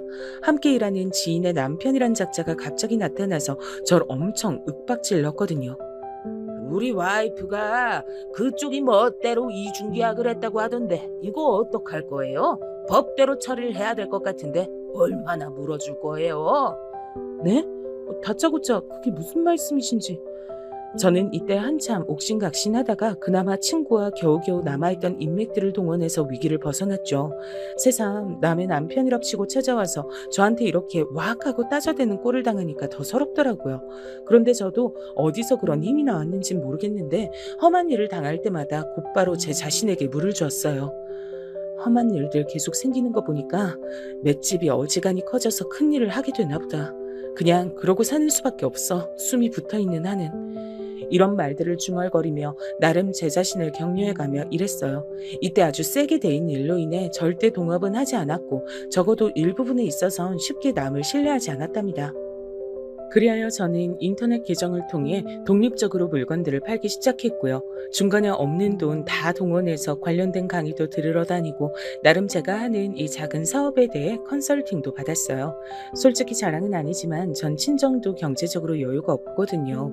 기댈 데 없는 몸이라 더 악착같이 일했고 챙길 식구가 없으니 시간을 제가 쓰려는 대로 사용할 수 있었죠. 그리고 몇 년쯤 지났을까요? 차차 자리 잡혀가던 중 제가 제일 빨리 했던 일은 이사가는 일이었어요. 조금씩 수익이 나고 현실을 정면으로 돌파하다 보니 제 가장 큰 꿈은 이사가 됐답니다. 옆에서 친구도 엄청 격려해줬어요. 너 진짜 대단하다. 외려 남편이 없을 때보다 더 열심히 살고 잘 나가는 것 같아. 그땐 너 그냥 살던 아파트에 쭉 붙어 있었잖아. 일할 생각도 크게 없었고. 그러게 말이야. 남편이랑 살 때 이렇게 더 힘을 내볼 걸 그랬나 후회가 되기도 해. 난 괜히 겁이 많아서 결혼도 안 하고 이 나이 먹었지만 그래도 네가 참 멋져. 무슨 일이 있어도 다 어떻게든 극복하고 일어나는 것 같아서.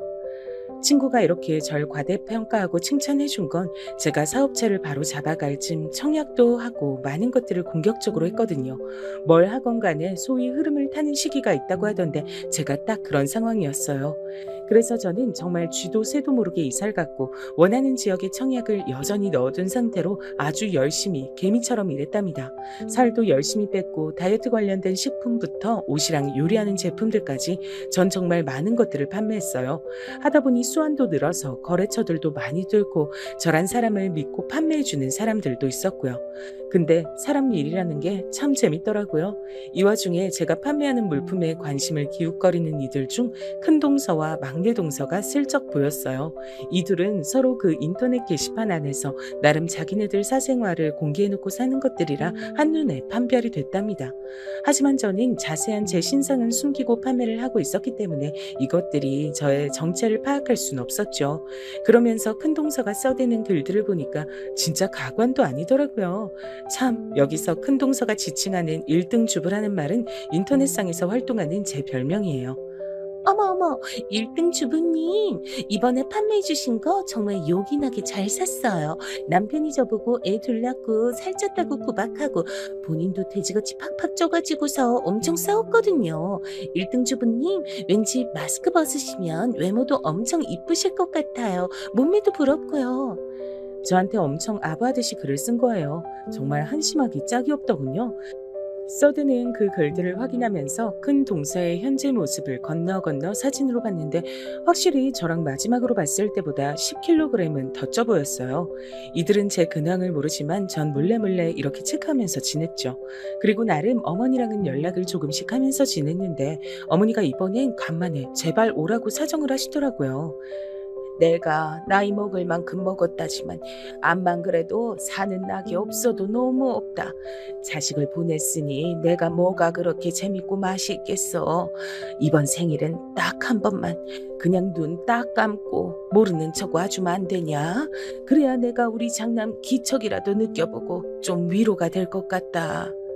어머니, 제가 간간히 용돈 보내드리고 연락도 이렇게 드리잖아요. 거기 동서들도 다 있는데 제가 어떻게 가요? 저는 새삼 그들을 마주하려니 좀 싫어져서 저도 모르게 절레절레 고개를 저으며 전화기 너머에 말을 건넸어요. 그런데 어머니가 이번에 꽤 강경하셨고 평소에 좋아하지도 않던 노인네지만 약간 걱정이 됐죠. 내가 이제 기억이 가물가물해. 헛것도 본다 가끔. 그리고 밤에 잠을 못 자. 약을 먹어도 못 자고 밤새 그렇게 몸이 가려워 시종일관 긁어대. 왜 그런지 도저히 이유를 모르겠다. 그냥 화병도 있는 것 같아. 그렇게 눈물이 난다. 듣자니 일순간 저는 머릿속으로 많은 생각이 들더라고요. 치매라도 오신 게 아닌가? 아님 당뇨인가? 이런 생각이 오갔어요. 확실히 제가 남편과 사이가 나쁘지 않았고 이혼이 아닌 사별이니 이런 선택도 하게 된 것 같으네요. 어머니, 제가 자주 갈 수는 없으니까 이번에 한 번은 갈게요. 저도 일하느라 바빠서 오래 머물진 못해요. 그래, 네가 와주기만 하면 난 바랄 게 없다. 진짜 제발 와다오. 하도 이렇게 사정을 하시니 전 정말 수년 만에 시댁에 방문하게 됐어요. 여전한 집인데 남편과 드나들던 생각이 일순간 몰려와서 살짝 뭉클하긴 하더군요. 그리고 거기서 절 그렇게 괴롭히고 못 잡아먹어 안달이던 동서들을 만났죠. 근데 참 재밌는 게요. 사람이 상황이 변하고 환경이 달라지면서 그 전보단 숨통이 트이니 이전보단 약간 콧노래가 나오더라고요. 그렇다고 빈정거린 건 아니에요. 안녕 동서들, 그간 잘 있었나 봐. 되게 놀래네. 나 어머니가 부르셔서 온 거야. 내가 오려고 온 거 아니고. 아, 네, 형님. 오랜만이시네요. 누구요? 큰형님? 어머, 진짜네. 어머머. 근데 어머, 살을 많이 빼셨네요. 되게 말라지셨네. 동서들도 잘 지냈지? 근데 여기서 큰 동서는 제가 사진으로 확인한 것보다 훨씬 더 후덕해진 주제에 눈을 부릅뜨고 또 비꼬는 거예요. 마음이 이렇게 못돼 먹었으니 일이 잘 안 풀리겠죠. 얼굴만 봐도 사람은 확실히 40 언저리쯤 가면 인생이 보여지는 것 같아요. 마음고생이 어지간히 심하셨나 봐요, 형님. 그래서 이렇게 살이 쭉쭉 빠지셨구나. 얼굴도 퀭해지신 것 같고요. 아니, 나 마음고생 안 했는데? 정리하고 나와서 잘 살고 내 할 일 하면서 재밌게 살아. 얼굴 훨씬 좋아졌다고 그러던데. 그런 말은 지금 동서한테 처음 듣는다. 그래요? 그렇구나. 이렇게 머쓱해 하더니 계속해서 절 위아래로 훑어보더라고요. 지들보다 몸에 반은 줄어있는 데다가 옷도 제대로 차려입고 갔으니 신경이 쓰이는 모양이었어요. 와중에 서방님들도 쭉쭉 들어와서 인사하셨고요. 와, 형수님. 진짜 몰라 뵀어요. 와, 몸이 반으로 홀쭉하게 줄어드신 것 같으네요. 어디 아프신 건 아니죠? 봐봐요, 형님. 우리 남편도 이렇게 말하잖아요. 형님 너무 살이 빠지셔서 아파 보신다니까요. 아니, 난 그런 뜻 아니었는데. 형수님이야 원래 미인이셨지만 더 연예인 같아지셨다. 아유, 얼굴 더 좋아지셨네요. 그쵸? 열심히들 잘 살아가야 되는 것 같아요. 저희 엄만 여전히 힘들어하시거든요. 제가 잘 돌봐드리지도 못하고. 평소 원체 눈치 없고 사람 착하기만 한 서방님은 제 칭찬을 해주셨고 전 얄미운 큰 동서 말은 스리슬쩍 무시해줬죠. 그리고 다 같이 둘러앉아 식사를 하려는데 제 딴에 어머니가 좋아하실 만한 음식들을 꺼냈답니다. 당연히 어머니는 이날 절 오랜만에 보신 데다가 용돈도 두둑히 챙겨드렸고 제가 온 게 너무 좋으셨는지 연신 손을 잡으셨어요. 그런데 이때 어머니 표정도 뭔가 멀쩡해 보이지 않고 되게 피로해 보이시더라고요. 어머니 뭐 어디 불편하세요? 왜 그러세요? 그런데 큰 동서와 막내 동선 아니라고 하면서 바로 나서는 거예요. 어머니 여기 누워보세요. 왜 그러시지?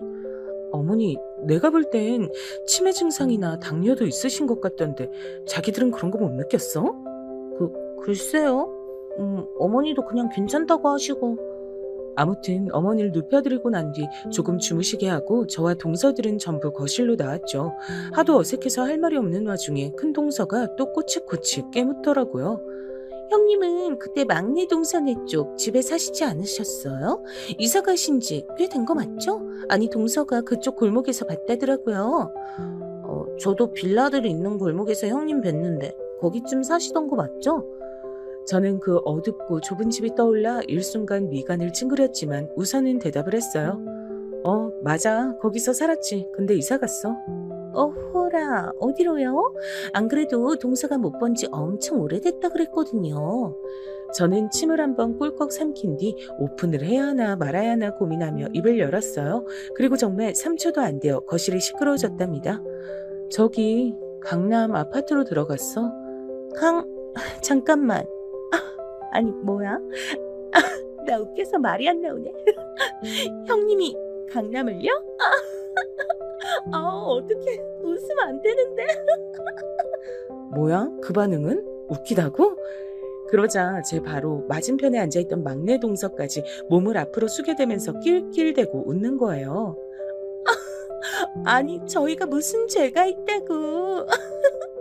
안 본 셈 농담이 많이 늦었네요.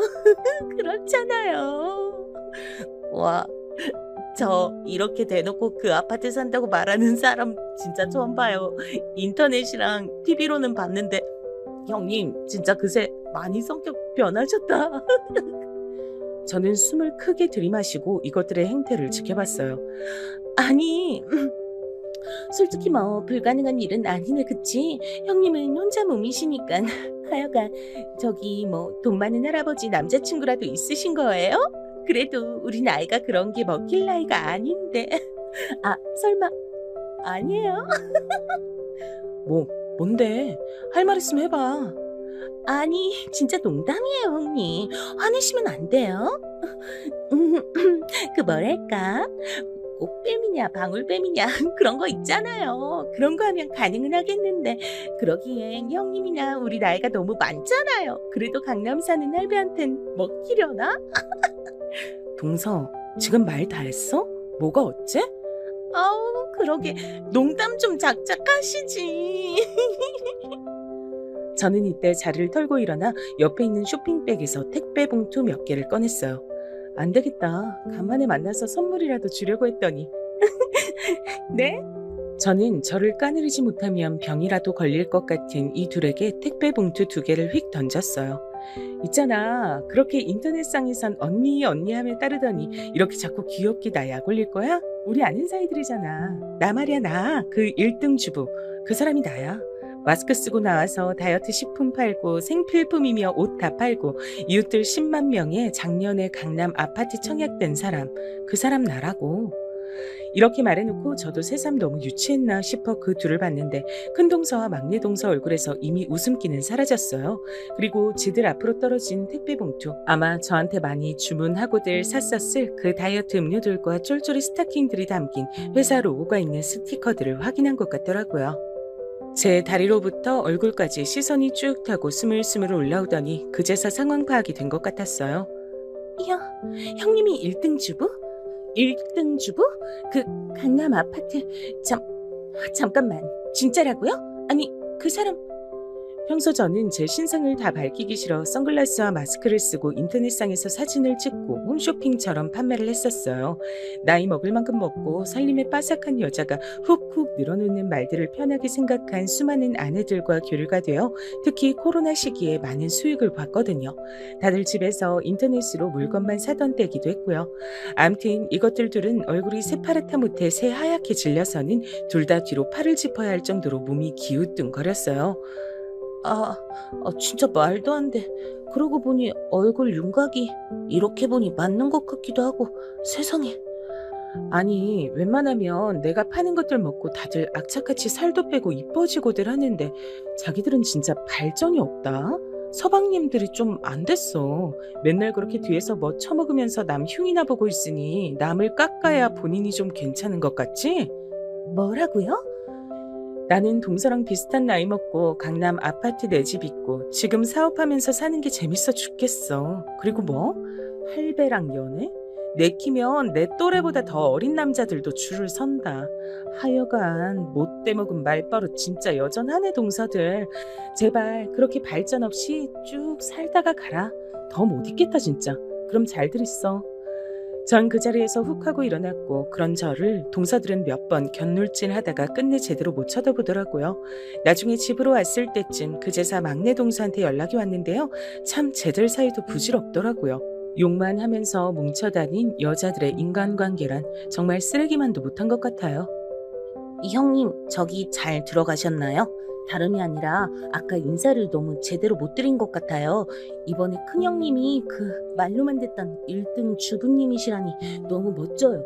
전 절대로 큰형님을 약 올리거나 조롱하려던 게 아니에요. 혹시 괜찮으시면 따로 봬도 될까요? 대충 이런 식의 문자가 와서 전 웃기지도 않아서 그걸 곧장 복사해서 큰동서에게 보냈죠. 아마 지들끼리 쥐잡듯 전쟁이 일어나지 않았을까 싶네요. 남편이랑 사별하고 혼자 된 저를 그 전부터도 긁어대고 이후에도 골려대더니 저 잘된 거 보고 눈이 시뻘개지고 한쪽은 또 다른 한쪽 배신하고 저한테 붙는 게 너무 웃긴 것 같아요. 이후로 저는 완연히 시댁의 발길을 끊었고 어머니의 근황은 서방님 통해서만 가끔 듣고 있을 뿐입니다. 제가 아무리 경제적으로 제법 쌓아올려 살만해졌다지만 인생은 아직도 쉴만한 조그만 자리를 내주질 않네요. 이런 성공이 있으면 저런 고민도 있는 거겠죠. 그래도 열심히 살아볼랍니다. 이 글을 쓰면서야 비로소 제 자신을 조금은 칭찬해주게 되네요.